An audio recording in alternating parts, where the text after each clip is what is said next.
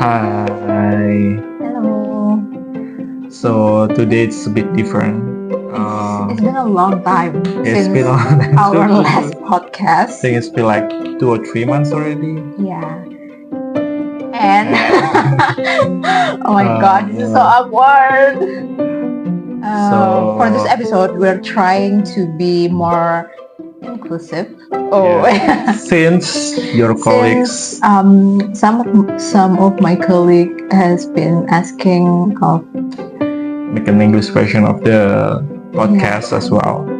So we think that I think it's better to try make one episode fully in English. yeah, I can try. You can try. Okay. Anyway, yeah. so what's this episode about? So this episodes, we can say this. It's supposed to be the ninth episode. Sorry for my pronunciation. So this episode 9 of our podcast Yes. will be talking about the experience of driving campervan in In New Zealand. New Zealand. That's right.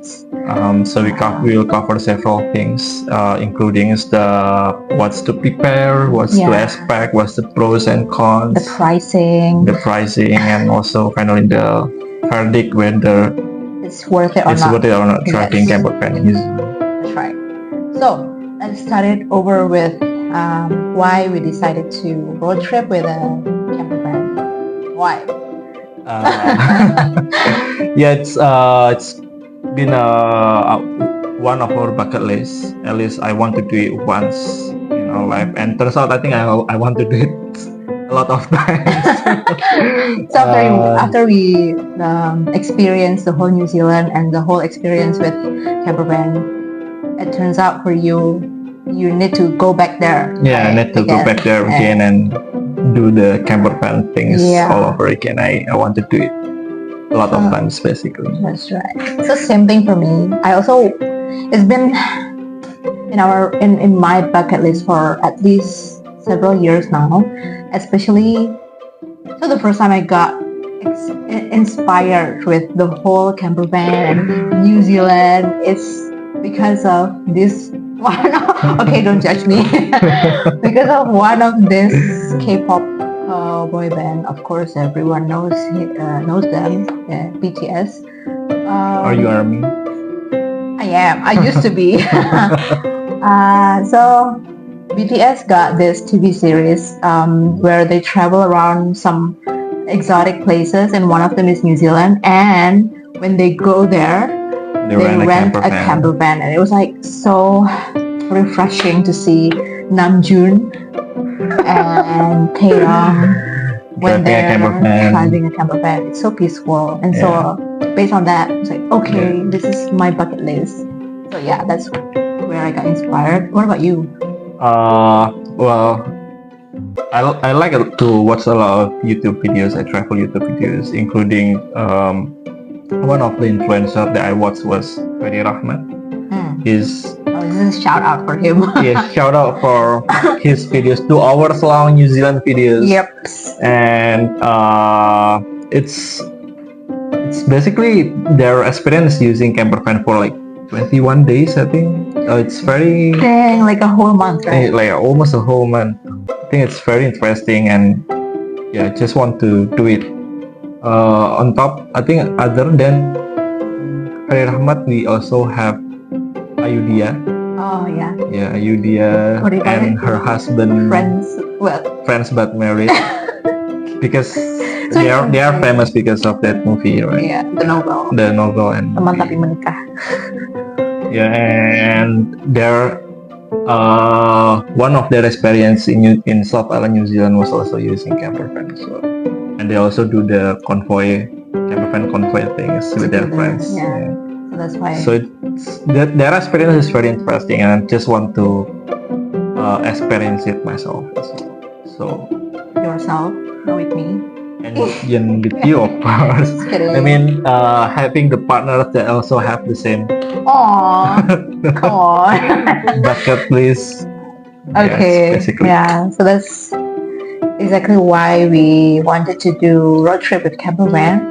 And the next question is, why campervan in New Zealand? Why are we doing it in New Zealand? Why do you think? Why it's New Zealand? I think mostly it's because New Zealand has a lot of proper facility for campervan. It's very sufficient. There are traffic signs, and then there are also a lot of campsites. They have these specific apps to look for the campsite locations as well. Oh yeah. I remember that. They have specific parking lots for campervan as well. And I think one of the favorite is the dump stations. Your Because favorite? I think dump station is much more easier to look for in New Zealand. I tried to look in Australia compared to other countries. Compared to other countries, like Australia, for example, I tried to look once. If you Google dump station in Australia, it's quite difficult to find one. But in New Zealand, it's quite easy. It's like everywhere. In every city, it's there. True. There must be a dump station. So and I think the New Zealand's government, they care a lot about the travelers who travel with campervan, because the traffic sign also, they have like a specific specific campervan sign everywhere. Literally, when you go to like the groceries, when you go to car park, they always have the special sign, the special place for campervans compared to other countries. That I think the government also doesn't want to disturb the citizen who use normal cars. Yeah. And that's why they put those signs so that we, the campervan drivers, are more aware of where we are going. Yeah. True. Yeah. So that's why. And also I think probably because we are from Indonesia, right? Compared to our Indonesians road, I think in New Zealand it is much more proper. It's wider also, especially when you go in the outskirts of town or intercity. The road is like more proper for you to go with the campervan. Yes, right. I agree. Yeah. We feel safer. We feel safer, and we experience when we drove campervan in New Zealand. Even though it's like the road is like beside the cliffs, right? But it's still wide enough for the campervan to campervan is very huge. It's a big ass. Yeah. So yeah, that's true. That's the wide road, and also the traffic regulation is very clear for campervan. Yeah. So those are the whys. To answer why we are going to New Zealand in a campervan, why we are going campervan. Actually, there is one more thing. What? New Zealand is famous for their nature, right?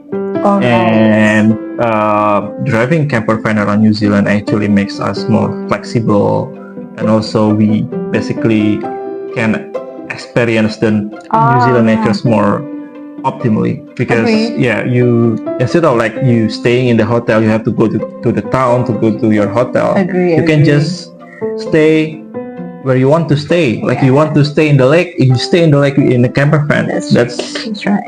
Like I think that's one of the reasons to stay in New Zealand. Otherwise it's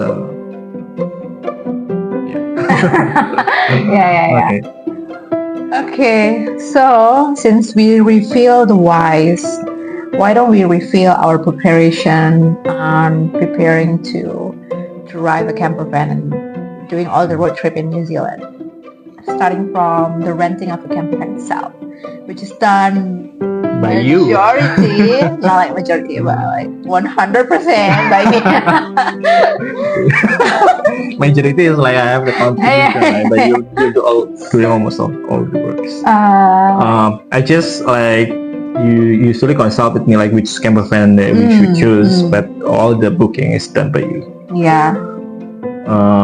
Okay. So starting from the renting of a campervan, I think what we did was we researched, of course, on the internet, on Google. There are a lot of information about campervan. There are a lot of providers as well. Yeah, especially ourselves, we've never done any road trip overseas before. Sure, we've done a couple road trip in Indonesia, but it's a lot different, of course, and it's a campervan. So we are trying to research the campervan provider in New Zealand. We found a bunch of them. There's this brand called Maui, and then there's this Traveler Barn or something. Juicy, Hippie. And there's one of the expensive is the Wilderness. There's this like a bunch of them. We were a bit overwhelmed, honestly, especially seeing the price. But yeah, so our first step is to research of which provider that we want to rent our camper van at, and then we decide which camper van features that we want to have during the road trip, because a lot of these providers have like a really different features in their camper vans. The features like literally ranges across the one that doesn't have any toilet to the one that has literally the most luxurious bathroom and luxurious bed, even like a 4 king size bed they have it also. So it's like which one we want to pick. Of course we base it off of our budget. So yeah, that's the second one. The third point would be we set our renting price. Yeah. So it depends like what the things you said before, like what kind of things that you want to have, and also your budget for sure. Yeah, so we cross-reference those. And also it also depends on the season as well. Right. Usually it's quite expensive during the summer. The seasoning really may affect the rent price. The rent price, and it's very cheap in winter. I just check, it's very cheap in winter. It's how much is it? Like okay, we will reveal it at the end. Oh, right. Okay, so we'll go into the details about the pricing and stuff at the end. So please stick around. Okay, so that's about the renting of a camper van and how we research the whole thing. The second important point is about the document. What document that we should prepare for to rent a camper van? So since you are Indonesian, what do we need, sir? First we need a English translated driving license. They usually prefer that one instead of the international driving permits. So literally just SIM A? Yeah, just the SIM A translated into English.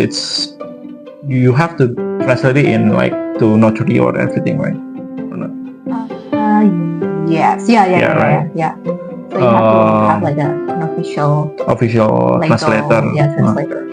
So that's one. On top of that, you also have to. I think it's optional, but I think it's better to have it, which is to be safe. Which you have to prepare your international driving permits. Just IDP. It's called IDP, and you basically can do it online. Yeah. So all you need to do is just go to, I think, Polantas. Yeah, they have these online websites where you can apply your international driving permits. Otherwise, you can go to your nearest Samsat and offline and do it offline. I think it's also can. I sound very Singaporean. It's okay, you are. The price also not so bad. I think it's about 300k. Yeah, and it's you don't have to do any tests. As long as you have SIM A, then you don't have to do any tests. It's literally just like converting your SIM A into an international driving permit. That's right. Yeah, and you'll get this like gray little book where they mention like basically the same as the driving one. But this IDP, right, it's not applicable to all countries. So you have to check whether your country destination is applicable. You can use IDP in that country. Yeah. But New Zealand is one of them. Yep. And I think the easy part also with New Zealand, because in Indonesia we're also driving on the right. I mean the driver is located on the right side of the car. and same as New Zealand, so it's easier for us. Cargo. Okay, so those two, English translated driving license, IDP. How about the insurance? It's just an optional thing. True. But I think since we've never driven a car overseas, especially, and it's like a big ass vehicle, as we mentioned before. So I just wanted to be safe, and if anything happens, hopefully the insurance can cover. Yeah. And I think but the insurance is part of the when you rent it, right? Yeah, that's right. The majority of the campervan provider will provide insurance. Insurance, so it's up to you. But I think it's really essential. Yeah, depends on the person. Yep. Okay. So that's literally it. Those are the 3 documents that we need, right? Yeah. Okay. So moving on, what else do we need to prepare? We have to familiarize ourselves with traffic regulation. It's our first time driving outside the country. So we don't know whether we will break any kind of traffic signs or regulations or the driving norms in New Zealand. Right, we want to know what's the driving norms there. So what did you do? So what did I do when we first arrived in New Zealand with our jet lags and everything? I tried to Google like how to drive in New Zealand, like what's the traffic signs that I need to pay attention at, and also the norms in driving in New Zealand. Yeah, and I think the traffic regulation for most people who've been living in like more developed country, they would think that it was like it's a basic regulation. It's basic right? regulation, but for us, who lives in Indonesian, the traffic sign is not clear, and you can basically like, for example, the smallest thing is like when you drive around roundabout, we don't pay attention to other people. We just go like drive with our feelings. Yeah, our feelings, as long as we are careful, our guts, and that's it. But in New Zealand, it's very different. I mean, in developed country, it's quite different. You have to pay attention. So what I did was Google the rules, and then I tried to test my knowledge. How do you test your knowledge? So there is this. I remember there is this website. It's called Free Road Code Practice, and you can basically you can take a test. Yes. So basically, they will give you some questions, and you just answer it. Yeah, that's if I'm not remember. This is the website that I use, which is the drivingtest.co.nz. Okay, and mind you guys, I'm also one of the driver in this road trip, but I was a bit chill because I was thinking, okay, my husband will do it first, so I'll just learn by seeing him trying it out first. So I don't really like sweat myself in the first place. But since he's the one who's trying it first, so he's like a bit nervous. Yeah, I was a bit nervous. Other than the regulation, actually there is one more thing that we also quite worried about, which is the size of the campervan. Yeah, I've never drove any big vehicle before. So when we decided to drive campervan, I was like, oh no, how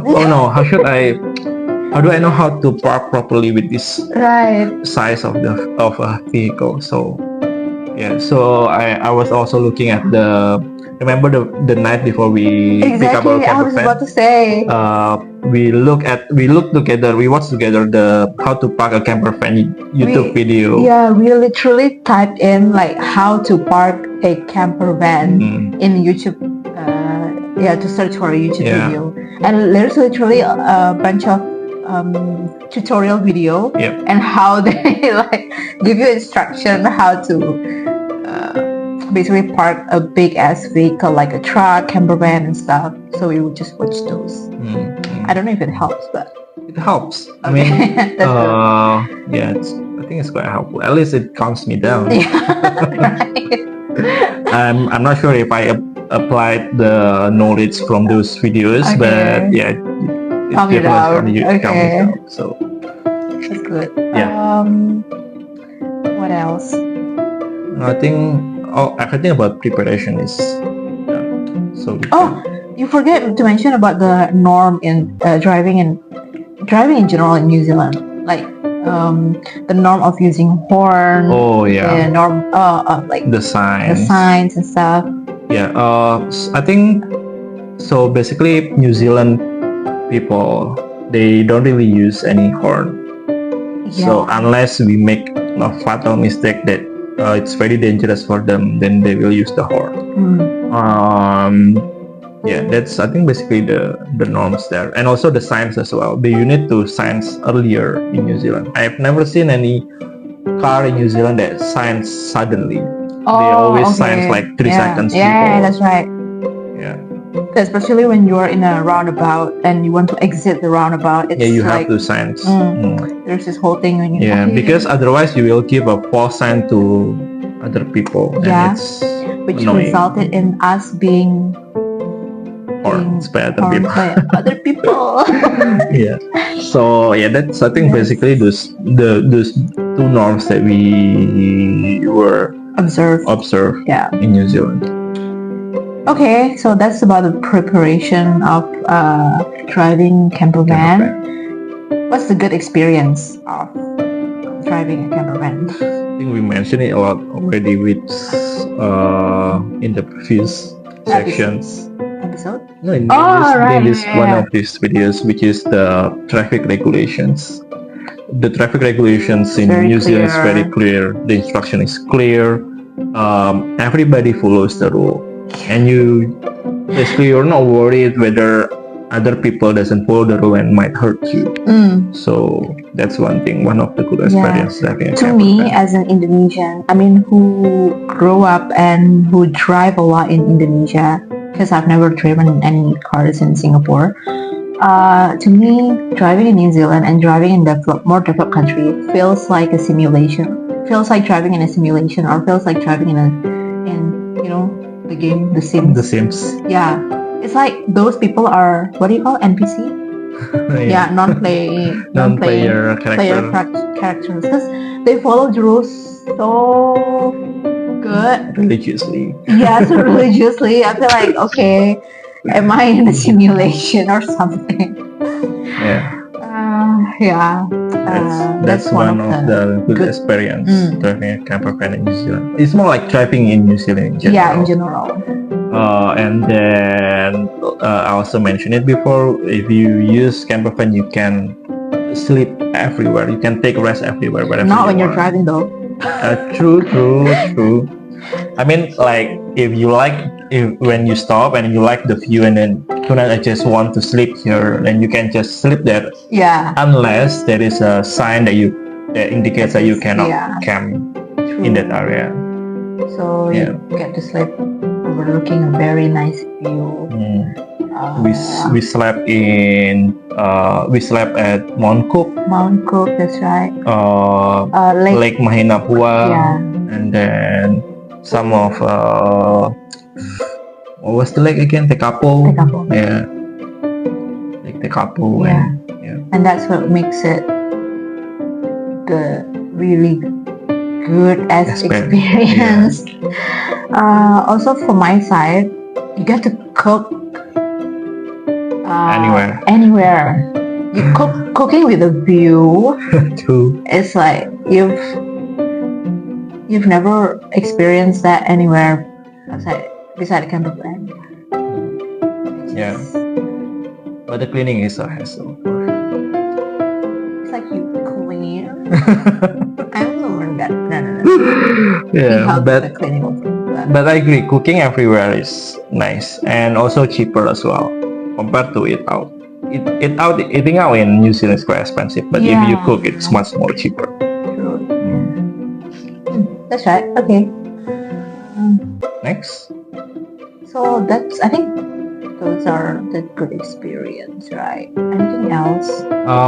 That one. So basically, if you are tired at any point of time during driving, you can just rest. If you use Campervan, you have more flexible itinerary. So because you don't have any hotel booking that you have to catch up, right? Yeah. So True. yeah, that's also one of I the mean, good that's also the experience. same case when you're road tripping with a car. But I think the plus point with using Campervan is that if you, like for example, want to rest like on the side of the road, you can rest properly In a using using the bed, like the full ass bed. Yeah, So yeah. that's what is the thing about the Campervan. So we mentioned about the good thing. Let's move on to the not a bad thing, but it's a bit of a hassle if you rent Rent a a campervan.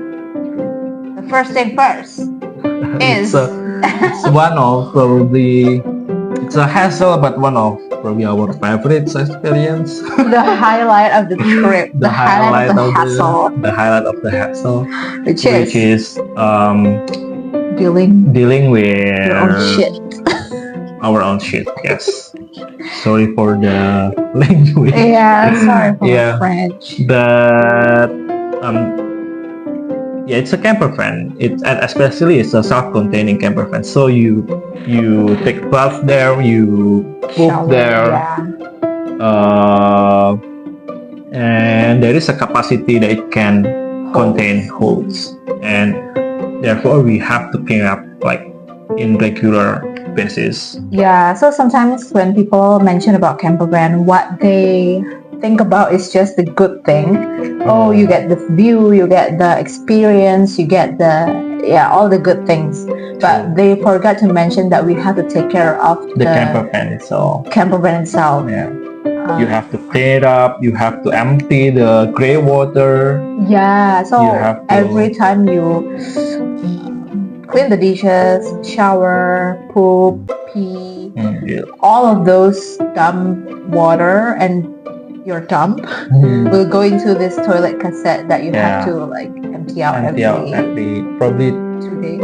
Depends on how much you how much you poop. True. Depends on how many persons staying inside the campervan. Yeah, so that's one of the hassle. Yeah. The highlight. It's I think you can look at many videos of people doing emptying out the toilet cassettes. So we won't explain it here. Yeah. Another hassle would be to charge the campervan. Yeah, true.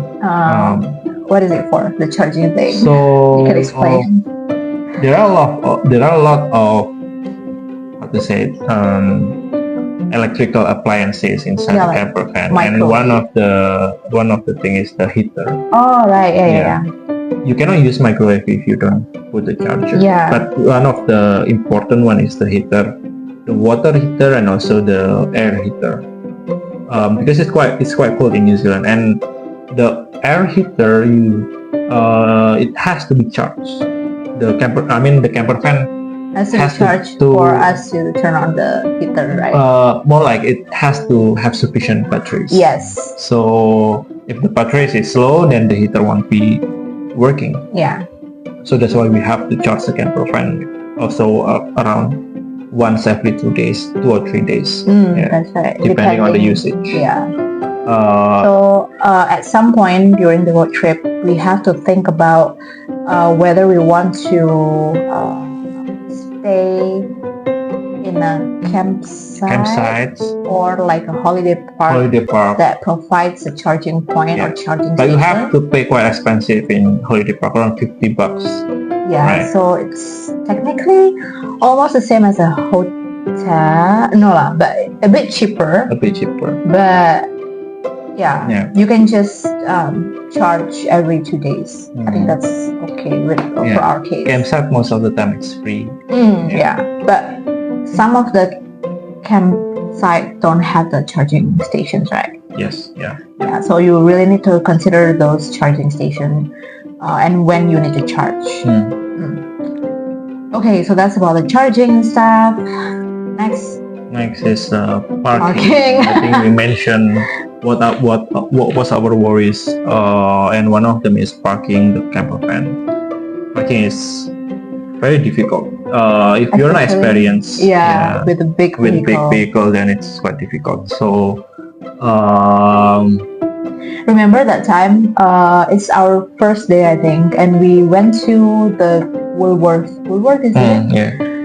To do some groceries, and we found a parking spot for a camper, specifically for camper van. But since Dheo, it was my first time. It's his first time parking a camper van. So he took quite some time, right? To like straighten up the camper van.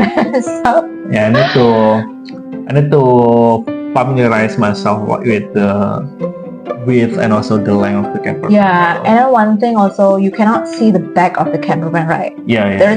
You need to see it from the camera. From the camera, and the camera is not accurate. Yeah, that's what we also remember that one when we crashed one of the camper van in Mount Cook. Oh my god, that's because of parking as well. Yeah, and I'm too focused on looking at the side mirror, and then I forgot to look at the camera, and then it's crashed. But it's not. I mean, it's not fatal. So it's just like a small scratch, quick little bump. Quick little bump. Yeah, you can say that, I think. Yeah, that's one. What else? I think we mentioned parking and big ass vehicles. The same thing. The cold. Yeah, it's cold. It's really cold. Even though we use the heater, it's damn cold. It's crazy. Yeah, especially, I mean, New Zealand is a 4-season country. So you need to consider whether if it's winter. Yeah, what's the season? It will be very, very cold. Because remember when during our trip to Queenstown? No, the snowy trip from Queenstown to Milford. Yeah, that one time. Since it's our first time experiencing snow in a camper van, it's freaking cold. The floor is basically frozen. Yeah, and when you do subuh prayer, you need to put your jidat on the floor. On the floor. Yeah, I remember that. So that morning is very cold. Definitely get a winter jacket and wear it inside a camper van if it's winter. Yeah, it's really. If you cannot stand the cold, and the heater won't help you. Yeah, if you cannot stand the cold, then just don't rent a camper van. Just stay in the hotel. It'll be better. Okay. I think that's all about the hassle of renting a camper van, right? Now, one of the most important informations that's been waited by people who listen to us until now. Are you guys there? Do people even listen to us?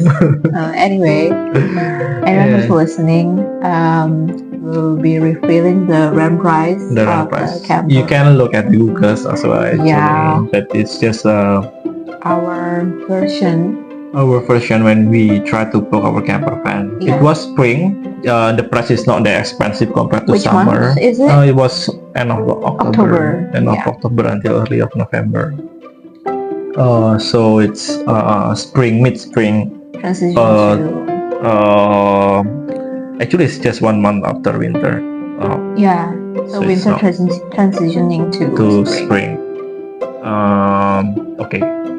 So the prices we can divide it into 3 categories, I think. So the first one is the cheapest one, which is the low end. One of the low end. The price is around $100 to $200 a day, depending. It's in New Zealand dollars, right? In New Zealand dollars, yes. The provider, it can be usually the camper van that provides this lower end Campervan. Campervan it's QC Juicy. and also G-U-C-Y. HUCY and also Traveler. Traveler bar Yeah. or something. But you know what? From my observation, this cheaper, lower end campervan usually got a lot more colors on the outside of the campervan. You see, they are famous with their green colors. Yeah, it's technically the whole vehicle is green. So you know someone renting a juicy campervan if it's green. Yeah. And there's a juicy words Literally painted on the slapping car. on it. Slapping on the vehicle. Yeah. Okay. And So travelers will be orange. Yeah. So that's the price of $100 per day Yeah. for spring. Lower season. end campervan. For the mid-end campervan, it will be around $300 to $400. It depends on the campervan version because they have like 4-bar campervan. What is birth? To birth. I'm so sorry. BERTH. Yes. Yeah. So I think those are representing how many person that will be staying in a In the campervan. campervan, the maximum number of people who can stay there. Yeah. So for 2 berths, there'll be 2 person. I mean, technically you can fit in more people, but then it is much Not more comfortable. Yeah, much more comfortable if you just fit 2. 2 berths would Four be. berth. I don't know what's the model of the vehicle though, but I'm it's not a sure. smaller campervan. Yeah. But it's I think it's pretty decent. Usually, mid classes will be provided by Mercedes, Benz, and also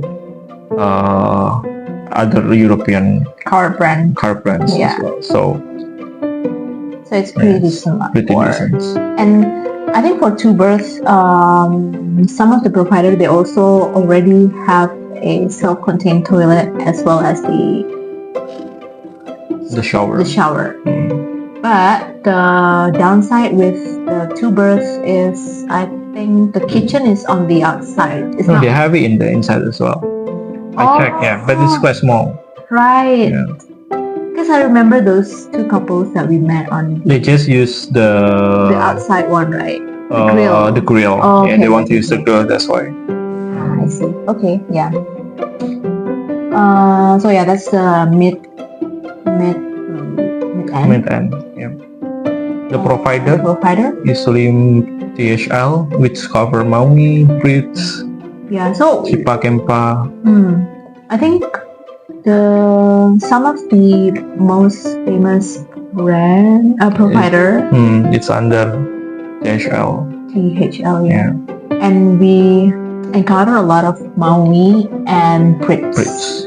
in New Zealand. Yeah, New Zealand. So if you don't want to don't want to go through the hassle of finding which brand, just go for Maui or and Brits, it's already safe enough for you. Yeah, I think it's quite good. Very good, in fact. Very good. Okay. Now we can go to the high-end High-end. campervan. So the high end would range from 500s. More than 500 usually in spring or summer. Yeah. It's quite expensive. What Um, makes it different? So the brand for sure they use a Fiat. Usually they use Fiat brand. Yeah. It's quite expensive. Large vehicle from Europe, I think. I don't know. Correct me. If I'm not mistaken, it's from Europe. Yeah. Okay. And they also put the quite luxury touch inside the Ooh. camper van as well. Literally, when you go into the camper van, this luxurious camper van, it feels like you're in a high-end apartment. Yeah. So everything, Just the furniture, luxury. the The touch, leather. the leather. They even have the electric movable bed as well. So Yeah. Oh my God. And they even got the bedside table. Like, who in their right mind to put a bedside table in the campervan? In So Maui, you luxurious. have to set up your own bed. So Yeah. So that I think that's why it's quite expensive. Mm. If you have more budgets and you like this luxury kind of things, Yeah. then you probably can Value go for luxury. you can go for the high end campervan. So the brand would be Wilderness and Yeah, Death Death Labs. Labs. Those are the two brands that we find we the find, most yeah. in New Zealand. Wilderness is quite well known. I think Fadi Rahmat and also Basically, Ayudhya, they also those- use Wilderness. those rich as People, celebrity, they use Yeah. Wilderness. Okay, so those are the three price range for campervan. You guys can literally just base it off season, the brand, and your own budget to like select, right? Okay, so that's the end of our what do you call this session? Now the verdict. Do you think driving a campervan worth it? I think we mentioned it at the beginning of the video. Is it? What did I mention? I mentioned that I want to do it. Yeah, that's for you. I mean, me too. So yeah, it's worth it. To us, it for is us, worth yes. If you have the budget. Under one condition though. What is it? If the country that you visit has like sufficient facilities. America actually is quite good. I watched Ayudhya's video when you use campervan. The US, right? US, it's quite good actually. But Should we go there? we should.